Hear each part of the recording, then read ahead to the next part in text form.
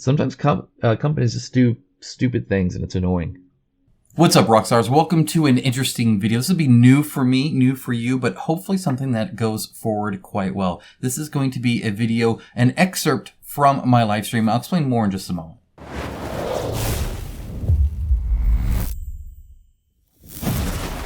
Okay, so if you didn't know, I do a live stream to my patrons and YouTube members every single month, at least once a month, and this was the first of many to come. And I will just answer questions. I typically have a talking point or a theme or a prompt that I'll discuss. It's a lot of what you're going to see here in just a moment, but just know that this is kind of like a highlight reel more than anything else, and that if you want to actually participate, there are links down in the description below to my Patreon YouTube membership. Even just $1 a month gets you in there, and of course, you can then participate in the conversation and ask me any question you would like me to actually talk about on video with you. I would love to have a chat with you guys. So I hope you enjoy it. It's a good conversation to have, and I look forward to doing it again.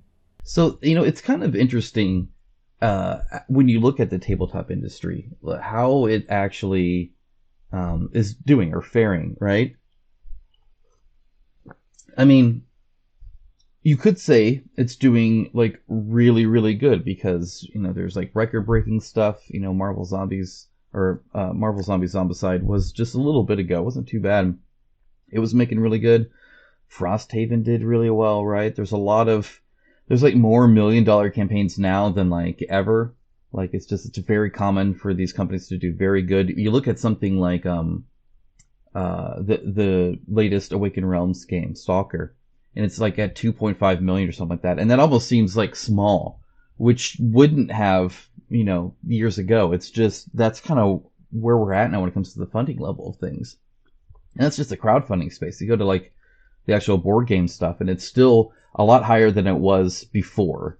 I think it has been higher than it is now, but it's still like the trend is still overall upward, even if there's a little bit of a slump here with just the amount of people into it. And then you look at stuff like tabletop stuff like Warhammer, and 10th edition looks to be just as popular or more than 9th, which was already the most popular. So you see all of these like positive things, but then you see all the negative things too, right? You see the stuff like, companies not able to even attend the booth that they planned at Gen Con, or companies going under and not being able to deliver games, or bad deals going, or the Embracer Group losing a ton, which affects Asmodee. And, there's all this other negative stuff as well. And I always found that really interesting to see kind of just how you can have extremes on both ends. I think in some ways it's kind of the world we live in, right? I mean, a little bit of it is just the fact that really bad things happen or really good things happen, and they're like even out, I guess, to average, maybe. I don't know.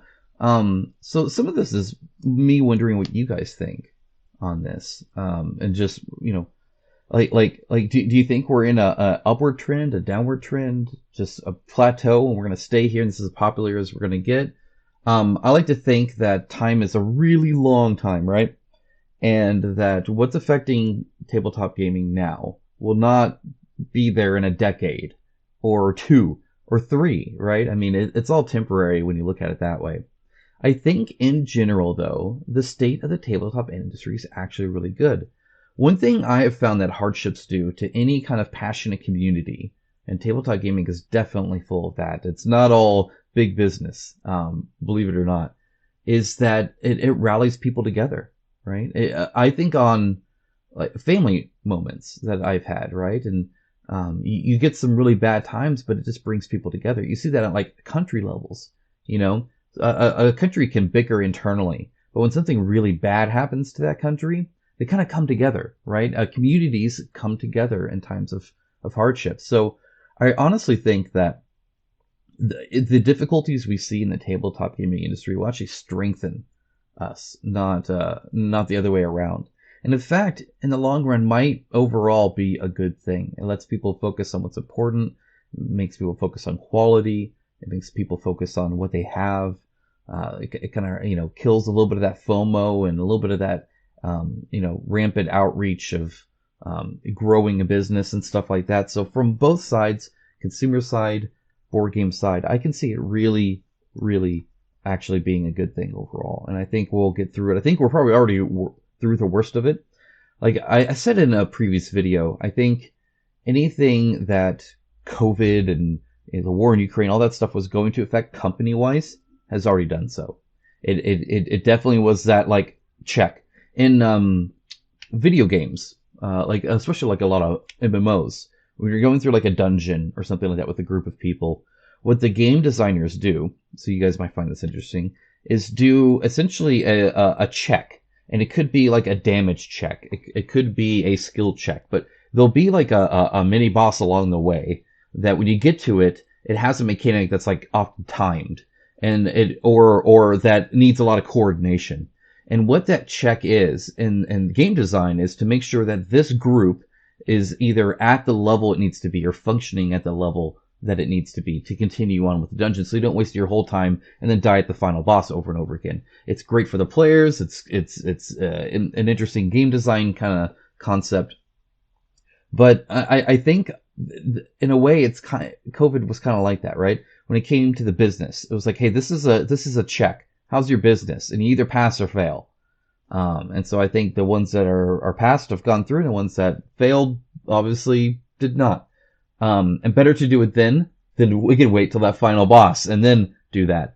A lot of board games could probably benefit from this too, perhaps. I think a lot of early checks might be warranted because it takes up a lot of people's time, right? That's why they do it on like MMOs, particularly with like raids and stuff that will take hours of people's time. So you don't want to waste all that. It could just be a bad experience. So same kind of thing. It'd be a bad experience to see it kind of progress.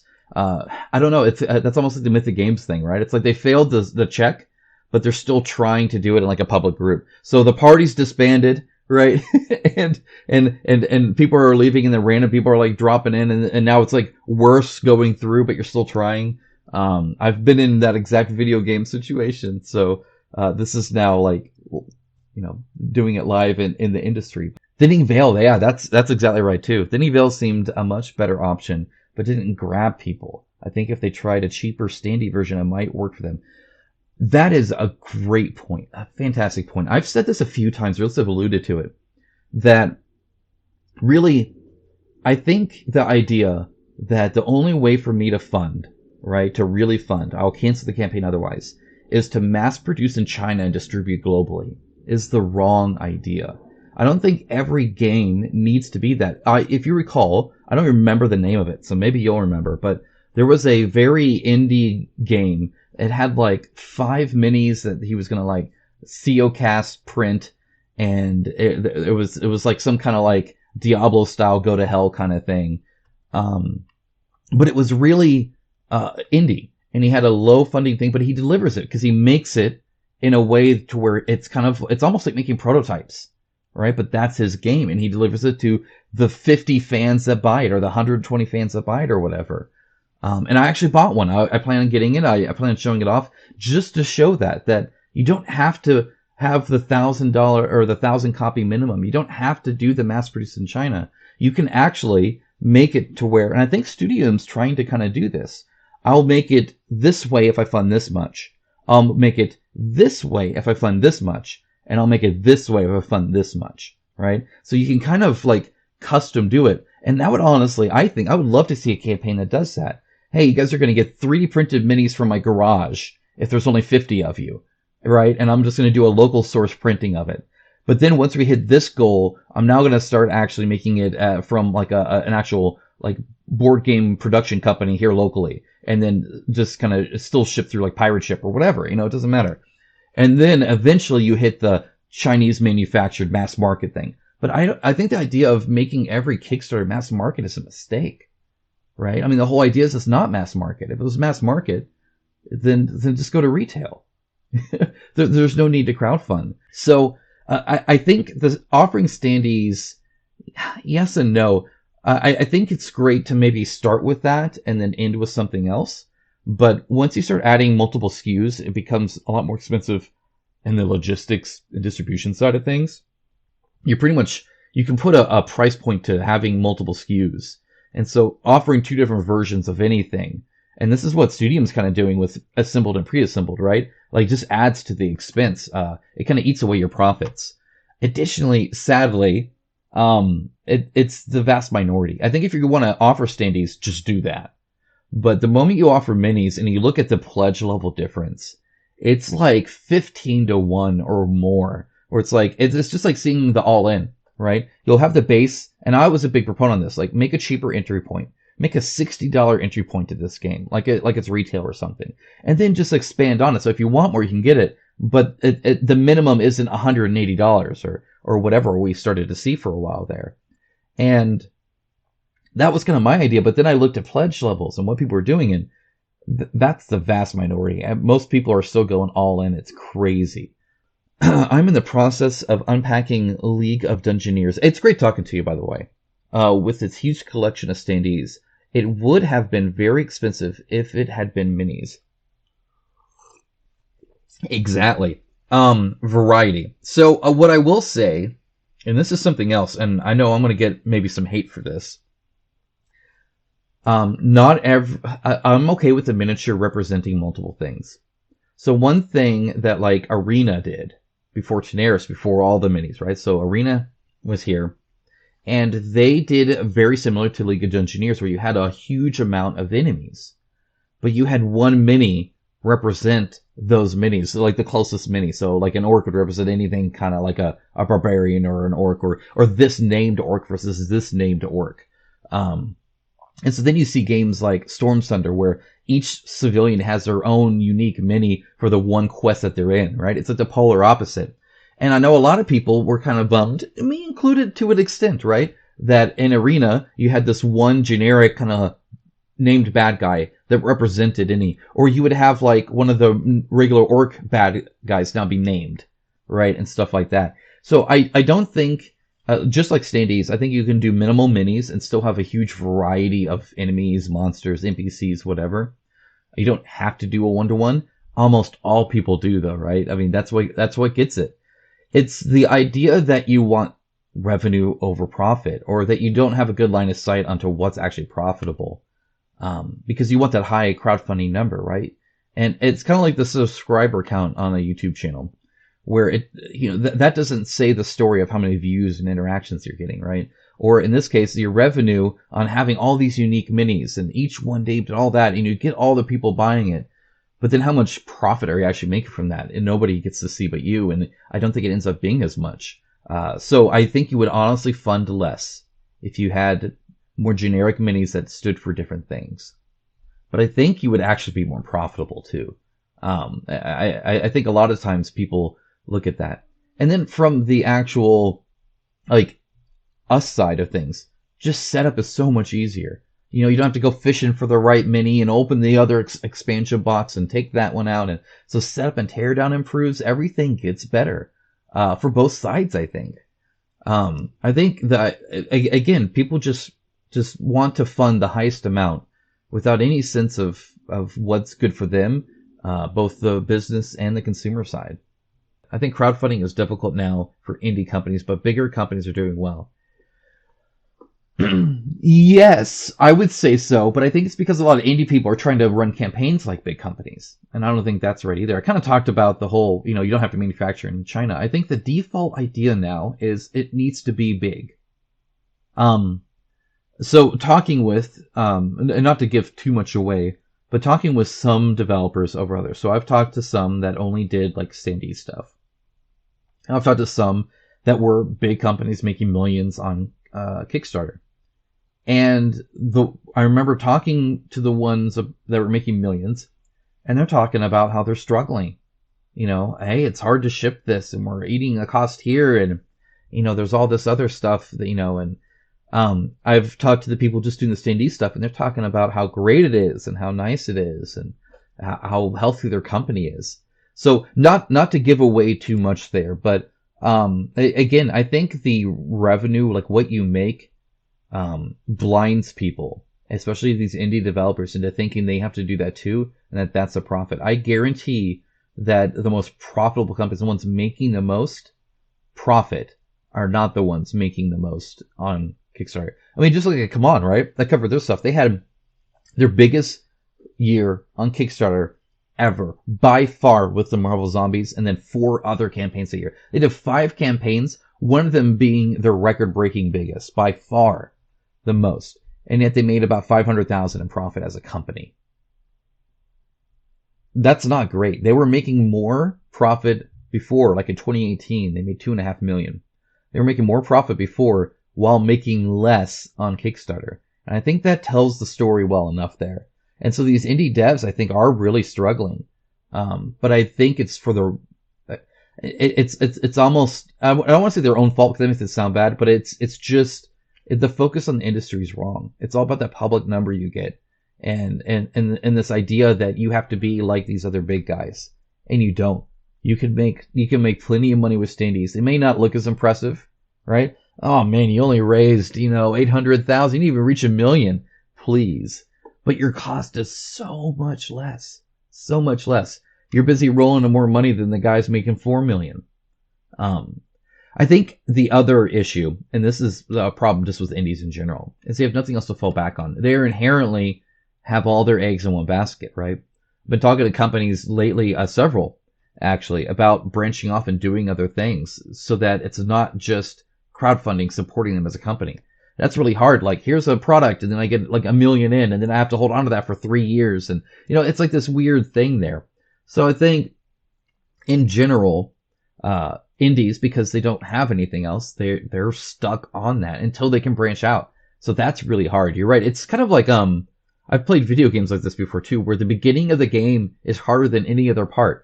Because you don't have all the like health potions, you don't have other team members to fall back on, or the skill to make things easier, or you haven't upgraded your equipment or whatever. There's a lot of video games like that where the hardest part is at the very beginning because you're just stuck with what you have. You don't have those options. Same with a business, right? And then once you get those options, once you branch out, hopefully you branch out, you become a lot more stable, right? It can kind of function a little bit better. Yeah, that's rough. That's the hard part with Come On, or even with like Games to Workshop and stuff, right? I mean, I'm getting the Leviathan box here soon, and sometimes companies just do stupid things, and it's annoying. But then what's your choice? Like, don't get the game. Now you're out of game because the company you don't agree with. I tend not to agree with any company, so there's that, right? It's like I think, well, I guess I shouldn't say any company. That's the old me talking. I apologize. There's a lot of times where I don't agree with everything a company does. Just like a person, right? I mean, for a long enough time in a complex situation, or like at work, I've had to do things at work that I don't agree with, that I either wouldn't do it that way, I wouldn't do it at all, I would do something different. But at the end of the day, overall, I agree with my work, or I get some enjoyment out of it, and I can do that. Same with the company. Like, okay, I might agree with this, I don't agree with this, but that doesn't mean now I call the whole thing off. There might be a point where if it's enough, maybe I do, perhaps, but at the same time, I want my product, right? I want the game. So what I say is I complain to the checkout stand. So I'll still buy it, but I'll let them know. I'll give them some feedback. Hey, I didn't like having to do this. I'll pay the shipping, but I'm not happy about it, right? I'm no fan of Games Workshop. Most people aren't as a company, but I love some of their miniatures. Exactly. Playing Warhammer is something my entire family enjoys. My son loves it. My daughter's wanting to. We will this week, actually. Tisha was 10th. So she's just now getting old enough to really kind of comprehend and want to do it. My wife loves playing it. My best friend loves playing it. So I get a lot of games in. So it brings a lot of joy to my family and friends. Why would I not do that? Why? Because the company's stupid? I mean, the company's dumb. But, they do some terrible business actions. But I'm not going to make it to where, like, hey, I know everybody enjoys this, but we're not going to do it because I'm fundamentally against this company running the company a certain way. It's just not. I'm not going to rob my family and friends of that time together just because I don't like what the company's doing. But I will complain about it. Yeah, I don't know. Like I said, it might always just be a part-time thing, perhaps in the future. I'm not sure. It depends. I think what I do here impacts value more. I certainly get more fulfillment out of it, if that makes sense. So it just kind of depends. Like the way I word it is, like, at work, I work to make the owner more money, right? It's a family-owned business, and he's definitely doing well. He has his own airstrip on his own land here, because he flies, and he could just fly off and land and stuff like that, right? And I work a lot to make him more money. which is good for him, I suppose. And sometimes he shares that back. And nothing like inherently necessarily even wrong about that, but it's definitely not interact. So I found interacting with people. I mean, you've seen I'm kind of a social butterfly in this stuff, right? But helping somebody, like when I hear that somebody bought a game and really enjoyed it, and they had only heard about it or bought it because of something I did, or hey, I didn't buy that game because you kind of warned off of it and now it ended up bad. Like I get so much like fulfillment out of that. I heard a term earlier, but it satisfies my soul, if that makes any sense. That sounds kind of corny, but like I get so much joy out of that. It's why I want to do it, even though I work full time, even though I'm recording at 3 a.m. I'm excited to make these videos. I'm excited to do that because I know I'm helping people. And that is so huge. That it's just awesome. And I find that to be more impactful than what I do otherwise when it comes to that. But I think I want my kids to be taken care of. Right? I want my family to be I want to give my wife the life that I've always wished I could give her. Right? Like that's important to me. But I think they also deserve a dad that maybe doesn't work so much, or a husband that doesn't work so much, and perhaps a husband and father that is a little bit more happier with what he does as well. So it's kind of it's a mix, right? I need to do what's right for my family, but also what's right for me when it comes to what I get out of it. If I'm going to put so many hours of work into something, I want to receive more than just money, right? I guess I'm to the point now where the money isn't actually the driving force for me anymore. It definitely needs to be there, though, of course, right? I mean, I want my kids to have a life I never had, that's for sure. So, yeah, we'll see. We'll see how it goes. I would never do it if I wasn't happy with it, and more than just financially speaking. I've always worked in healthcare. I was a nurse for 30 years, and the last 12 I've worked in addiction. See, that sounds fantastic. You know, I worked so I'm a computer science major. I now do software development. And before I did that, I didn't have the experience to do that, so I was just like working at retail. And I always thought like, oh man, this retail job sucks. You know, I hate just dealing with the silly management and working with other teenagers and stuff like that. Like that wasn't fun. But then, now I just, program and do stuff in these companies like HP and stuff. And I find that I really miss working with customers.